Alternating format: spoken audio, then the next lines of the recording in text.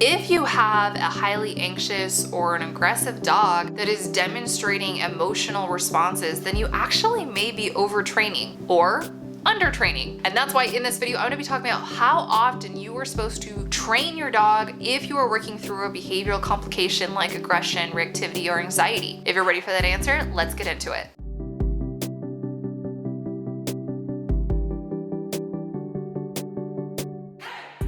What's up guys, it's Jenna with Dog Liaison, where I coach you on how to enhance your dog's mental health. On this channel, we like to break down scientific research. So if you're interested in a nerdier approach to dog training, consider subscribing. In my signature program, the Recovering Rover program, we work with clients on how to resolve their dog's aggression and anxiety. And we get asked all the time, okay, but how often are we supposed to be training? And how long is this going to take? And how long should the training sessions even be? I'm gonna be answering all of that in today's video. But the truth of the matter is that in order to answer that, we kind of have to answer, what are we even talking about? See, when you're talking about reactivity training or anxiety training or resolving aggression or resolving separation anxiety for that matter, when you're talking about those behavioral trainings, that's very different from teaching your dog obedience, from working through loose leash walking, versus teaching your dog to sit, versus teaching your dog down. Those, quote unquote obedience traits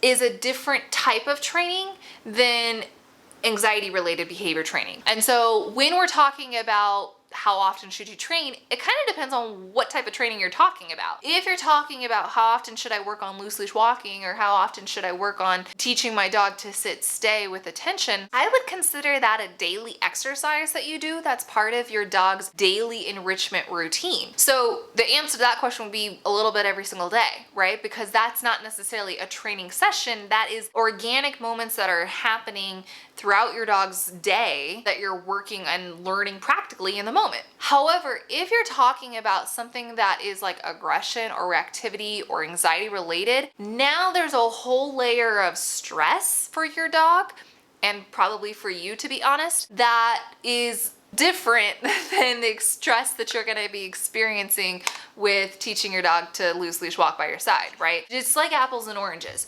So when we're talking about how often should you train, you really have to ask yourself, how much stress am I putting my dog under right now? Your number one goal should always be to avoid something called trigger stacking. And trigger stacking tends to get associated with bad things, like your dog ran into a scary noise plus a scary person plus a bad event over here. Like, it gets associated with bad events, but really when we're talking about trigger stacking, it's any type of stress, even if that means swimming, right? Because swimming, while very fun for some dogs, is still really stressful and taxing on the body. It requires an excessive amount of energy.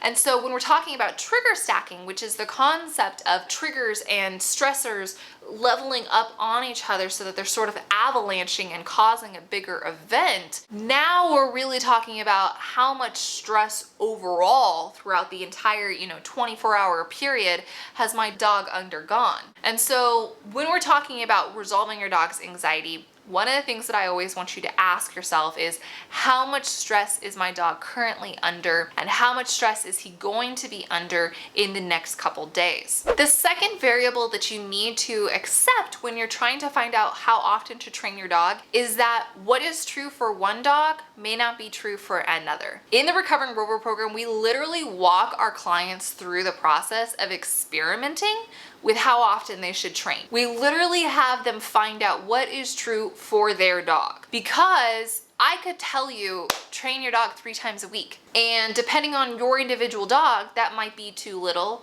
or too much. It depends on what your dog's preference is and how your dog best learns. How much sleep do they need, and how eager are they to train? How eager are they to quote unquote work? All of those variables come into play. So we definitely want to be asking your dog what is best for him. If right now you're thinking like, I don't know, I'm not really getting progress with my dog, maybe I'm overtraining or maybe I'm undertraining, here's what I recommend you do. I actually recommend you take 72 hours off training.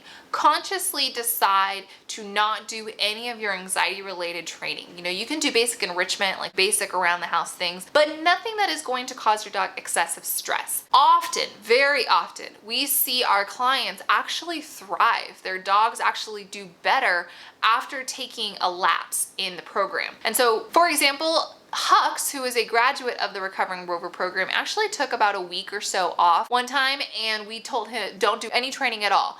And the very next training session, once he actually returned, was the best training session he had ever had. And his Human reported a ton of success. And so sometimes just stopping and giving your dog a break can reap a lot of rewards. On the other hand, we have had clients that for one reason or another weren't able to train for say 10 days. And when they returned back to training, their dog actually had a slower pickup. They actually started further back than they were initially in the recovery journey. So we really want to be okay with that experiment stage and don't feel like you have to follow a rigorous rule just because a YouTube trainer told you to. Additionally, when we're talking about how often to train, the one rule that is absolutely true is you don't want to only train when you need it. Here's what I mean. If you have a dog who only gets aggressive or reactive or anxious or fearful when you have company over, and you only ever have company over once every 3 months, I don't recommend only practicing once every 3 months and expecting results. That's not going to help anybody. And a lot of times we have clients that are only training in the actual real life event. But when you have guests over, you have to worry about more than just your dog. You have to worry about hosting, you have to worry about the food, you have to worry about, you know, what time is grandma showing up? Like there are other variables in play, which means that your dog's learning is kind of getting pushed on the back burner. And that's totally understandable, but that also means that you need to be adding in days when you can have guests over that are there for no other reason other than your dog's learning, so that you are getting that practice for the real event. You don't only want to train when you actually need it. Now let's talk about how long your training session should last. The first rule of thumb is to always end on a high. You always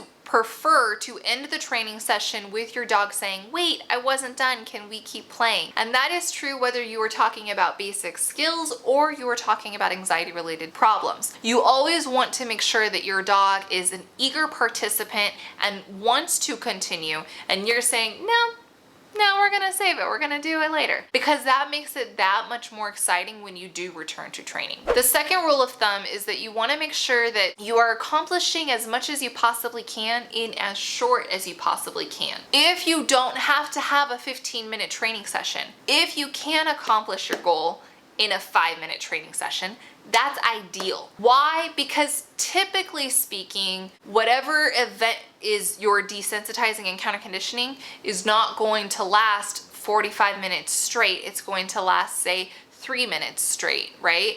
And so if you can condense it into a more practical, realistic time frame, that's helping you in the long run. That said, if, for example, we were just talking about how you have guests come over, if, for example, you do have guests come over, then yeah, that might be a multiple 4-hour event, in which case you use duration as its own criteria. So you use the building up the length of time that your dog is training as its own difficulty. And what that means is that you ran through all of the other difficulties, all of the other criteria that you would need in order to create the ideal guest come over event to not have your dog fearful. And then once you have that in, say, a 10-minute frame, then you increase time slowly and gradually in a way that is going to increase difficulty. If you enjoyed this video, do me a favor, smash that like button, consider subscribing and hitting the notification bell so you get notified when I drop a new dog training goodie. Make sure that you check out this video right here. If your dog needs the A to Z tutorial on resolving aggression, check out this video right here